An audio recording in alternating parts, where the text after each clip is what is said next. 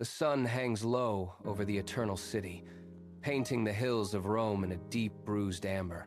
From this balcony, the air smells of old stone and the faint, bitter scent of torch smoke rising from the Colosseum.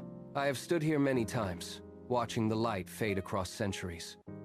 My name is Abidan, and I have walked through time, witnessing the rise and fall of giants. I adjust my spectacles, not for clarity of sight, but for clarity of thought. Today, my mind returns to the heart of the empire. The streets below once throbbed with the rhythmic clank of legionary iron. Look at the marble monuments. They rise like cold, imposing gods against the sky.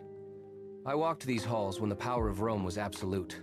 I have seen power in many forms, armies that spanned horizons, thrones carved from the wealth of nations, and gold that could buy the souls of men. These rulers commanded millions and believed it was enough. But I remember one man who possessed everything, yet spent his nights writing to himself in the silence. His name was Marcus Aurelius, commander of the greatest army on earth. Every night, after the exhausting wars and the stinging betrayals of the day, he sat alone in a cramped, dimly lit chamber. He was hunched over a simple wooden desk, his shoulders heavy with the weight of millions. He did not write orders to his generals or decrees for the Senate. He wrote notes to himself. Honest, brutal notes about his failures, his frustrations, and his fragile hopes for tomorrow. He was not writing from a position of strength, but from the depths of a profound struggle.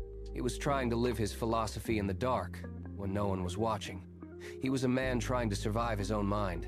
The lamp sputters, casting long, dancing shadows.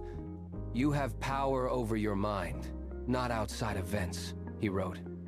And again, when the morning felt impossible, at dawn, when you have trouble getting out of bed, tell yourself, "I have to go to work as a human being."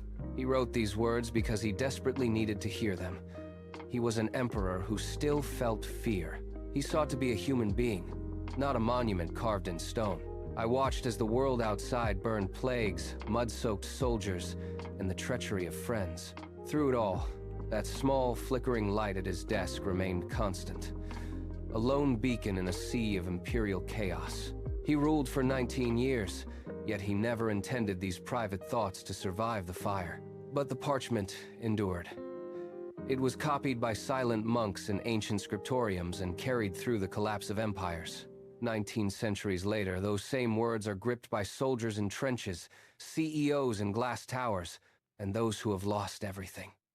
What he whispered to himself in the dark is exactly what every human needs to hear. The truth does not age. It only waits to be rediscovered by a new soul in need. In the end, the most powerful words were not written for power. They were written by a man afraid of losing himself. The room fades, and Rome vanishes back into the dust of history. He did not want to be remembered as great. He simply wanted to be good. And Marcus Aurelius knew the difference. He knew it every single night.